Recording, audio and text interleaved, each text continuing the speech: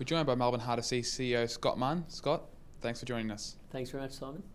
Now, Scott, it's been nearly 12 months, or just over 12 months, since the club started operation.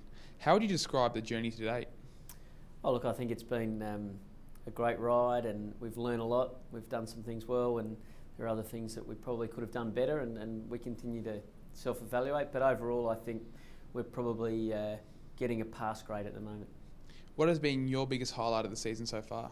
Oh, I think without doubt the victory match, and that night to see a sold-out sign up on the window, to see our fans chanting, and then for the boys to deliver on the pitch was fantastic, and everything that we could have hoped for went well. So, for me that's been great. But I think there have been other things.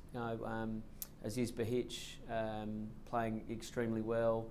And Nick Kalmar we've seen play throughout the season. So I think that development of young players straight out of the VPL has been great. Adrian Zara is another one. So for me, they're probably the two key wins.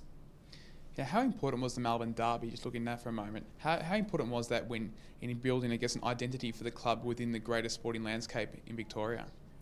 Yeah, look, I think a lot of people obviously and rightfully put a lot of emphasis on the derby and what it was about. But for us, we are focused firmly on the end of the year and where we're going to sit then and what that's about. But what it did do, I think, was bring non-believers in, and it also brought people that were sitting on the fence and hopefully turn them over, hopefully to a believer of the game, but more importantly a believer of Melbourne Heart. And I think it has done that. We've seen it over the last 2 weeks. Some significant improvements. Last night, the game, we had a great walk-up crowd, and we continue to grow. So I think the next derby is going to be exciting, and hopefully it'll build another chapter in the history of the club. What are, do you think, the key factors in building, I guess, a following over the course of the season and looking into the following campaign next year?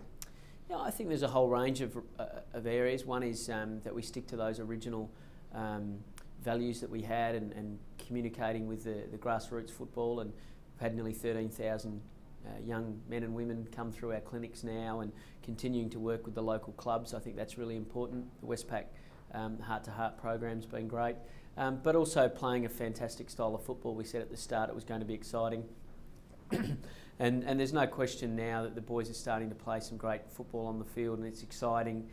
It's open, some great opportunities to score, and we'll continue to do that, and I think that will bring along people for the ride, as long as we can keep entertaining and sticking true to those values. Now finally, Australian football is entering a potentially decisive period over the coming months. What do you think are the challenges facing the game as we look towards 2011-2012? Well, I think December 2 is a big moment for the game as a whole.